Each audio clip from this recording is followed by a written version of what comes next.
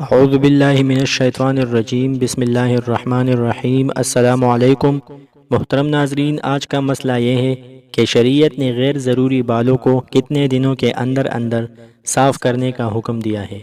اس کے ساتھ ساتھ دوسرا مسئلہ یہ ہے کہ شریعت میں غیر ضروری بالوں کے کاٹنے کی کیا حد بندی ہے کہ کتنی جگہ سے غیر ضروری بالوں کو صاف کیا جائے گا۔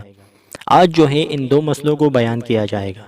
صحیح مسلم کی ایک حدیث ہے، حدیث نمبر 512۔ حضرت عائشہ رضی اللہ عنہ فرماتی ہے، آپ علیہ السلام نے فرمایا، 10 چیزیں فطرت میں سے ہیں، ان میں سے 2 میں آپ کو بیان کرتا ہوں۔ نمبر 1، بغلوں کے بالوں کو اکھیڑنا۔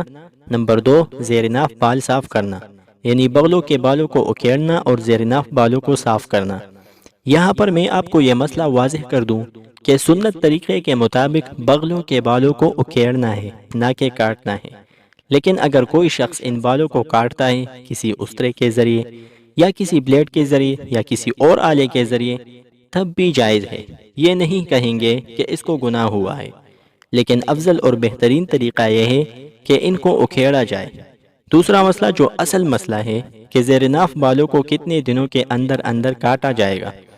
مسلم شریف کی روایت ہے کہ جس میں آپ صلی اللہ علیہ وسلم نے ہفتے کے بعد ان بالوں کو کاٹنے کے بعد بھی فرمایا ہے، اور مستحب طریقہ یہ ہے کہ ہفتے کے اندر اندر ایک بار زیر ناف بالوں کو صاف کیا جائے، یعنی جمعے کے دن جب غسل کیا جائے تب غسل کے ساتھ ساتھ زیر ناف بالوں کو بھی صاف کیا جائے، بغلوں کے بالوں کو بھی اکھیڑا جائے اور ساتھ ساتھ ناخن بھی کاٹے جائے۔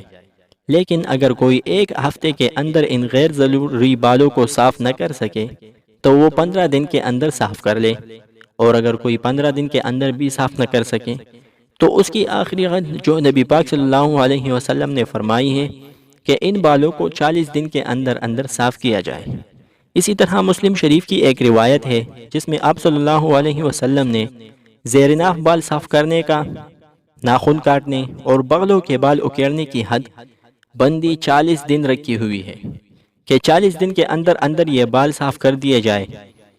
اگر کوئی بندہ 40 دن کے اندر اندر ان بالوں کو صاف نہیں کرتا اور 40 دن سے زیادہ ہو جاتے ہیں، اب اس بندے کو گناہ ہونا شروع ہو جاتا ہے، کیونکہ شریعت نے اس کو حکم دیا تھا کہ ان بالوں کو اپنے وقت پر صاف کر دے۔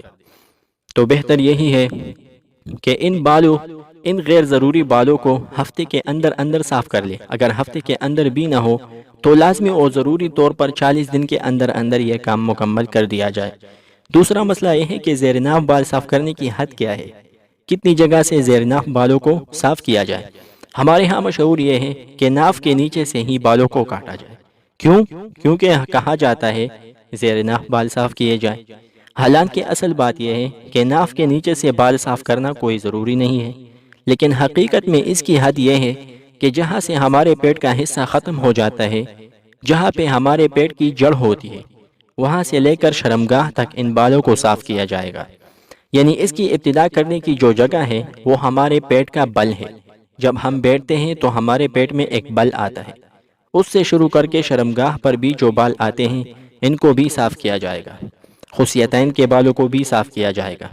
البتہ رانوں کے بالوں کو صاف کرنا ٹھیک نہیں، کیونکہ شریعت نے اس کے بالوں کا حکم نہیں دیا، بلکہ ان کے درمیان جو آلہ تناسل ہے اس کے بالوں کو صاف کیا جائے گا۔ اسی طرح پچھلی شرمگاہ کے ارد گرد بالوں کو بھی صاف کیا جائے گا۔ پچھلی شرمگاہ کی جو پٹی ہے اس کے بالوں کو بھی صاف کیا جائے گا، کیونکہ اگر ہم ایسا نہیں کریں گے تو ان بالوں میں پاخانہ باقی رہے گا اور صحیح طور پر صفائی حاصل نہیں ہوگی۔ اسی لیے اعلی تناسل کے ساتھ ساتھ پچھلی شرمگاہ کے بالوں کو بھی صاف کیا جائے گا تاکہ اچھی طرح سے پاک دامنی حاصل کی جا سکے۔ اللہ پاک سے دعا ہے کہ ہم سب کو سمجھنے اور عمل کرنے کی توفیق عطا فرمائے، آمین ثم آمین۔ اگر آپ کو یہ ویڈیو فائدہ مند لگی ہو تو مزید ویڈیوز کے لیے چینل کو سبسکرائب اور ویڈیو کو لائک کریں۔ ملتے ہیں اگلی ویڈیو میں، اللہ حافظ۔